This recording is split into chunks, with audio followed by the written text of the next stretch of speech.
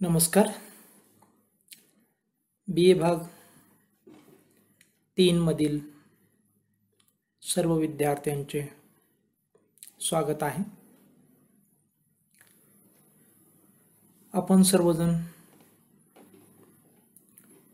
भूगोल विषयाचे अभ्यासक म्हणून डिपार्टमेंट ऑफ जिओग्राफी मध्ये प्रवेशित झाला आहात. या ठिकाणी आपल्याला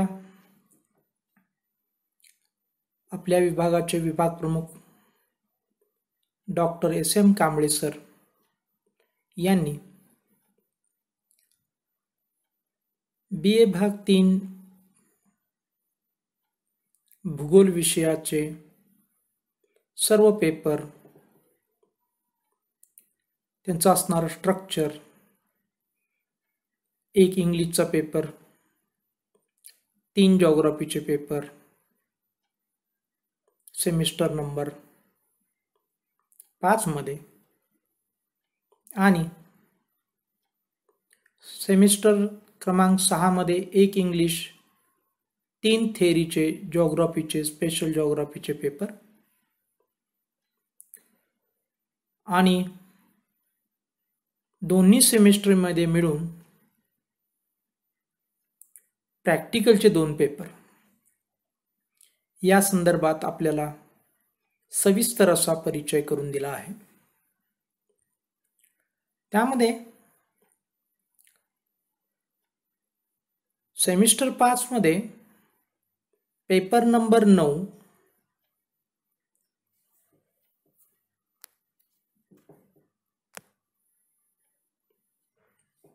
सेमिस्टर 5 मध्ये पेपर नंबर 9 हा पॉप्युलेशन जिओग्राफी, लोकसंख्या भूगोल या नावाने ओळखला जातो. हा सिलेबस किंवा अभ्यासक्रम जून 2009 पासून शिवाजी विद्यापीठाच्या भूगोल अभ्यास मंडळाने निश्चित केला आहे.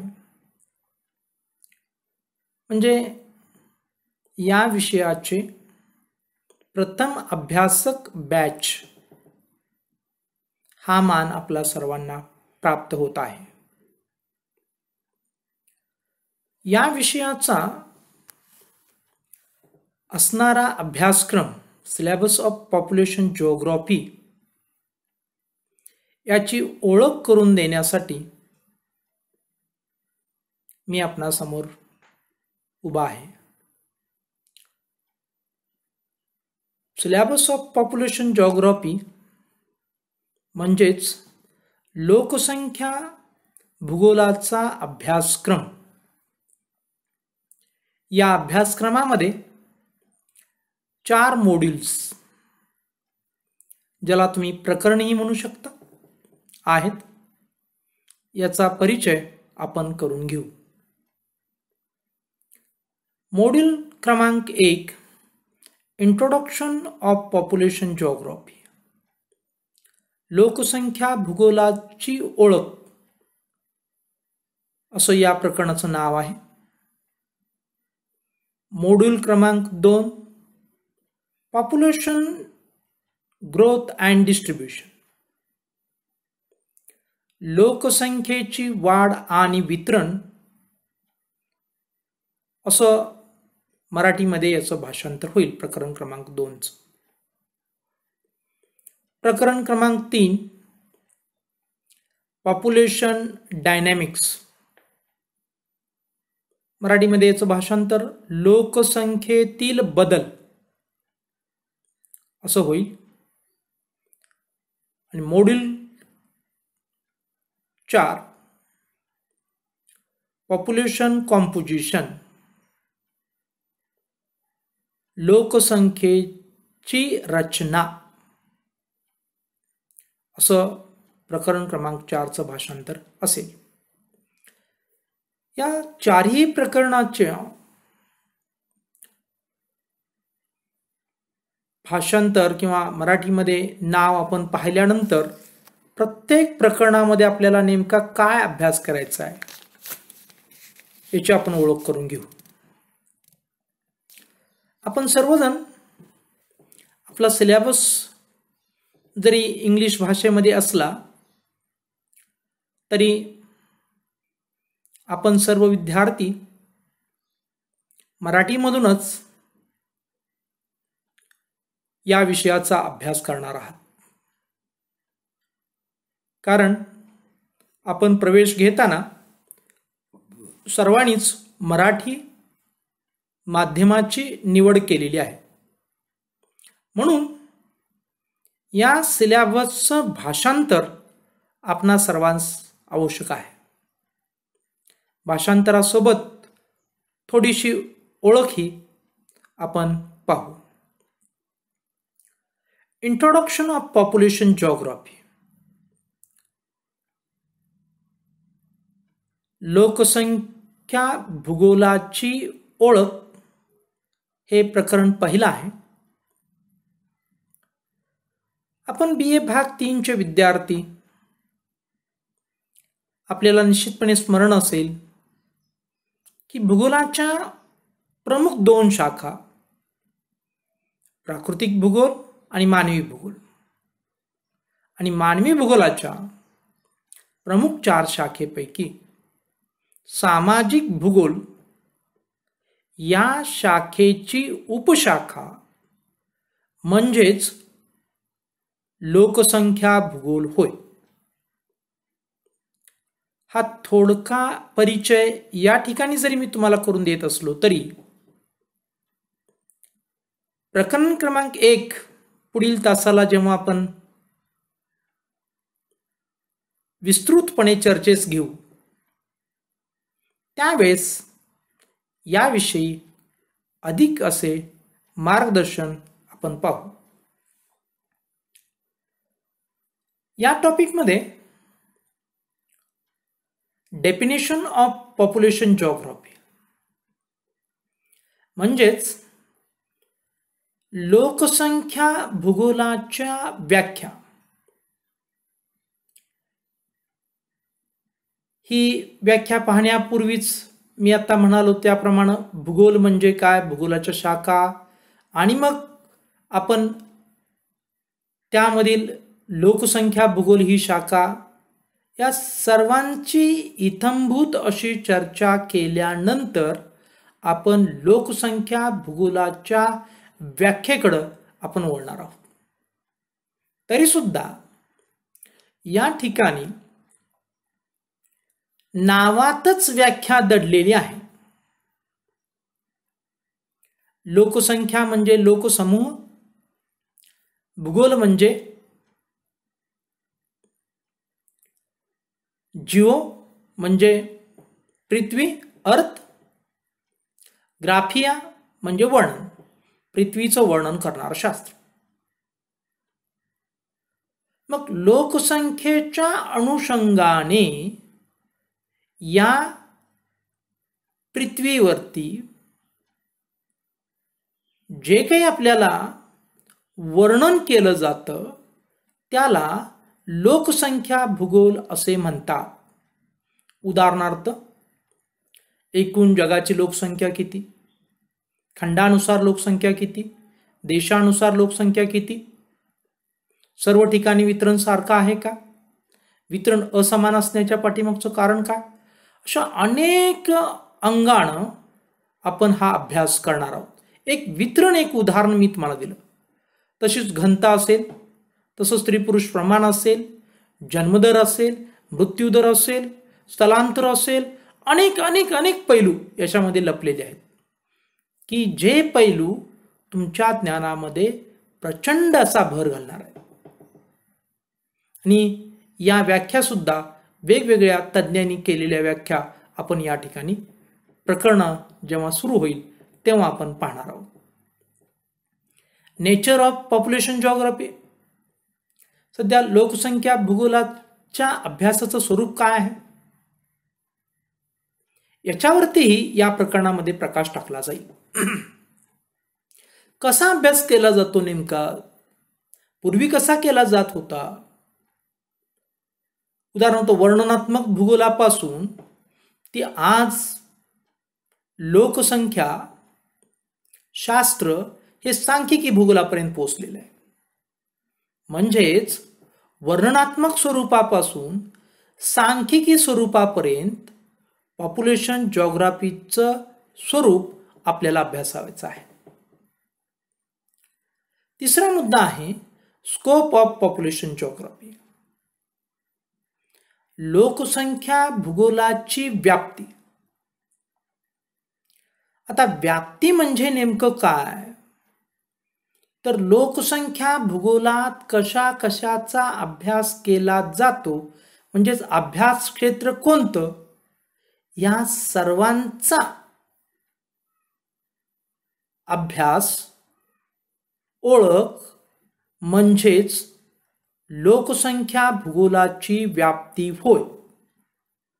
उदाहरणार्थ लोकसंख्येचं वितरण, लोकसंख्येची घनता, लोकसंख्येमधील स्त्री आणि पुरुषांचं प्रमाण, लोकसंख्येमध्ये वयोगटानुसार असणारी लोकसंख्या, लोकसंख्या शास्त्रामध्ये असणारी साक्षरता, निरक्षरता, लोकसंख्याशास्त्रामध्ये अवलंबित्व म्हणजे दुसऱ्यावर अवलंबून असणारे बालक आणि वृद्ध यांची संख्या, आणि लोकसंख्याशास्त्रामध्ये असणारी काम करणारी संख्या, प्रत्यक्ष अर्थार्जन करणारी संख्या, लोकसंख्याशास्त्राच्या वितरणावर परिणाम करणारे घटक, लोकसंख्याशास्त्रामध्ये जे काही बदल घडवून आणणारे जन्मदर, मृत्यूदर यांचा अभ्यास, लोकसंख्या शास्त्राचा प्रत्यक्ष पर्यावरणावरती काय परिणाम होतो किंवा पर्यावरणाचा लोकसंख्या वाढीशी काय संबंध आहे का, अशा अनेक गोष्टींची चर्चा आपल्याला या व्याप्तीमध्ये करावयाची असते. आणि व्याप्ती म्हणजेच थोडक्यात लोकसंख्या भूगोलाचा अभ्यासच म्हणा ना, परंतु या पहिल्या प्रकरणामध्ये आपण संक्षिप्त अभ्यास करणार आहोत आणि पुढील 3 प्रकरणामध्ये अधिक विस्तृत या घटकांचा अभ्यास आपण करू. नंतर आहे सिग्निफिकन्स ऑफ पॉप्युलेशन जॉग्राफी. लोकसंख्या भूगोलाचे जे काही महत्व आहे ते महत्व आपल्याला पाहायचं आहे. उदाहरण म्हणून मी एक उदाहरण देतो की आपल्या कुटुंबाचं जरी आपल्याला नियोजन करायचं असेल तर कुटुंबात येणारं अर्थार्जन किंवा कुटुंबात येणारा पैसा आणि कुटुंबाची एकूण संख्या याचा विचार करावा लागतो. तसंच संपूर्ण देशाचं किंवा जगाचं विकासाचा आराखडा तयार करताना लोकसंख्या आणि साधन संपत्ती याचा विचार करावा लागतो. म्हणजे साधन संपत्तीच्या प्रमाणात लोकसंख्या आहे का, ती जास्त आहे का, ती कमी आहे, याचा अभ्यास करण्यासाठी लोकसंख्या भूगोल आपणास मदत करतं. हेच लोकसंख्या भूगोलाचं महत्व आहे. पुढे सोर्स ऑफ पॉप्युलेशन डेटा किंवा डाटा, म्हणजेच की लोकसंख्येची आकडेवारी. भारतात त्याला आपण पॉप्युलेशन सेन्सस असं म्हणतो, की जेथे संपूर्ण भारत देशाची लोकसंख्या एकत्रित केली असते. त्याविषयी आपण माहिती या ठिकाणी पाहू. प्रकरण क्रमांक 2 मध्ये 2चं नाव आहे पॉप्युलेशन ग्रोथ अँड डिस्ट्रीब्युशन. म्हणजेच लोकसंख्येचं वाढ, लोकसंख्येची वाढ आणि लोकसंख्येचं वितरण. लोकसंख्येची वाढ आणि लोकसंख्येचं वितरण असं या प्रकरणाचं नाव आहे. आणि यामध्ये पहिला मुद्दा आहे वर्ल्ड पॉप्युलेशन ग्रोथ. लोकसंख्या शास्त्रामध्ये लोकसंख्या वाढीच्या अभ्यासाला खूप महत्व आहे आणि म्हणून पहिला जो मुद्दा आहे तो जगाची लोकसंख्या वाढ हा मुद्दा आपल्याला अभ्यासायचा आहे. यामध्ये आपण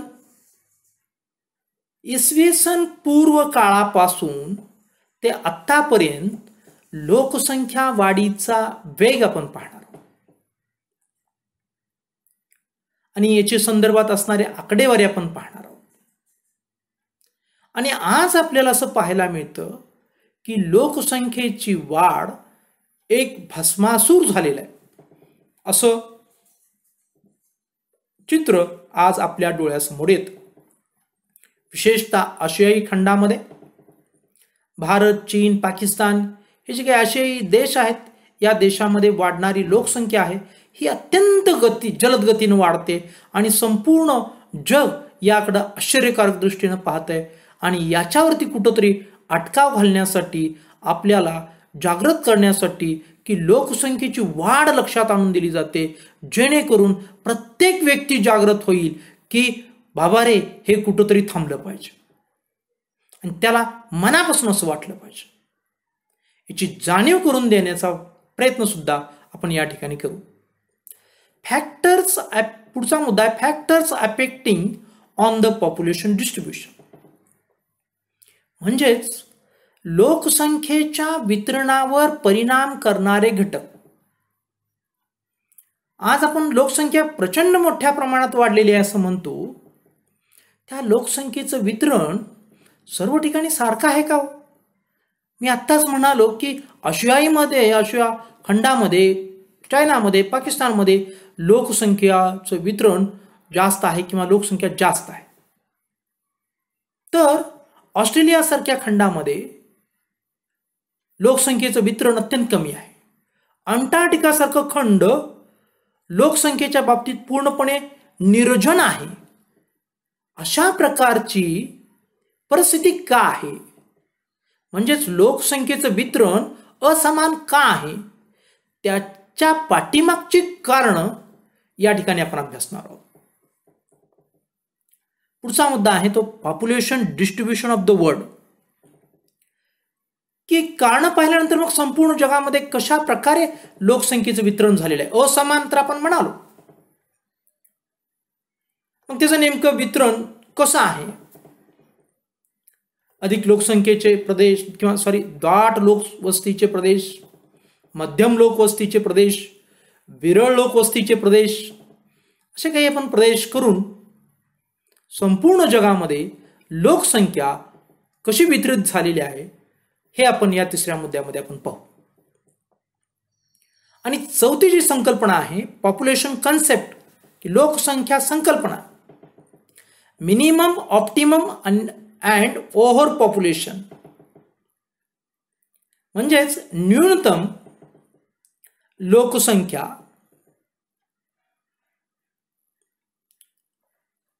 आणि ओव्हर म्हणजे अधिकतम लोकसंख्या, ऑप्टिमम म्हणजे पुरेशा प्रमाणात असणारी लोकसंख्या. या ठिकाणी आपण लोकसंख्येचं जी काही ही संकल्पना आहे, ही संकल्पना साधारणपणे लोकसंख्या आणि असणारं जे वितरण आहे, कशाचं वितरण, की त्या संबंधित प्रदेशामध्ये असणारी जी काही साधन संपत्ती आहे, त्या साधन संपत्तीशी याचा संबंध आहे. उदाहरणार्थ मिनिमम म्हणजे न्यूनतम लोकसंख्या संकल्पना म्हणजे काय, की साधन संपत्ती जास्त आणि लोकसंख्या कमी. नंतर आहे ऑप्टिमम पॉप्युलेशन, म्हणजे न्यूनतम झाल्यानंतर पर्याप्त, ऑप्टिमम म्हणजे पर्याप्त लोकसंख्या संकल्पना. नावातच आहे पहा, की असणारी साधन संपत्तीला किंवा त्या साधन संपत्तीचा उपभोग घ्यायला पुरेसे लोक असतील तर त्याला पर्याप्त लोकसंख्या असं म्हटलं जातं. आणि ओव्हर पॉप्युलेशन म्हणजे साधन संपत्तीपेक्षा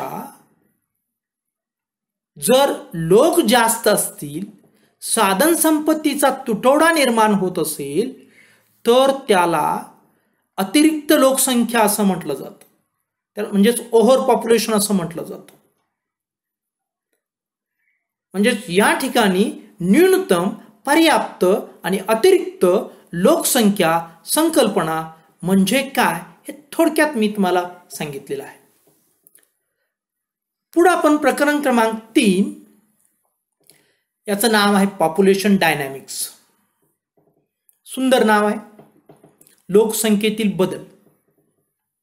याच्यामध्ये पहिलंच पहा, कन्सेप्ट ऑफ पॉप्युलेशन डायनॅमिक्स म्हणजे लोकसंख्येतील बदल ही संकल्पना किंवा लोकसंख्या बदलाची संकल्पना. म्हणजे कधी लोकसंख्या उदाहरणार्थ वाढते तर कधी कमी होते, हा एक बदल झाला. छोटासा उदाहरण म्हणून मी सांगतोय. कधी स्त्रियांचं प्रमाण वाढतं, कधी स्त्रियांचं प्रमाण घटतं, कधी पुरुषांचं प्रमाण वाढतं, कधी पुरुषांचं प्रमाण घटतं. अशा अनेक वेगवेगळ्या कारणांनी लोकसंख्येमध्ये बदल घडतात. त्या कारणांचा अभ्यास या प्रकरणामध्ये करायचा आहे. उदाहरणार्थ फर्टिलिटी. फर्टिलिटी म्हणजे जन्मदर.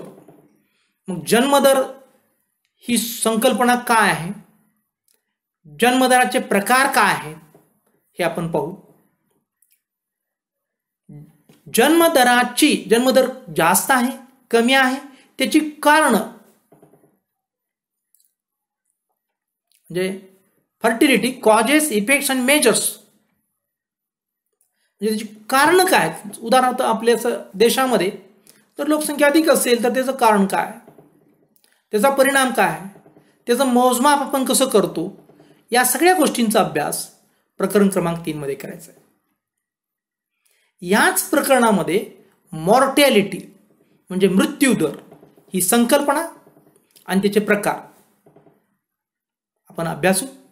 आणि या मृत्यूदराच्या पाठीमागची mortality causes, effects and measures, या मृत्यूदराच्या पाठीमागची कारणं कोणती आहेत, त्याचा परिणाम काय होतो आणि त्याचं मोजमाप कसं केलं जातं, याचा अभ्यास या ठिकाणी आपल्याला करायचा.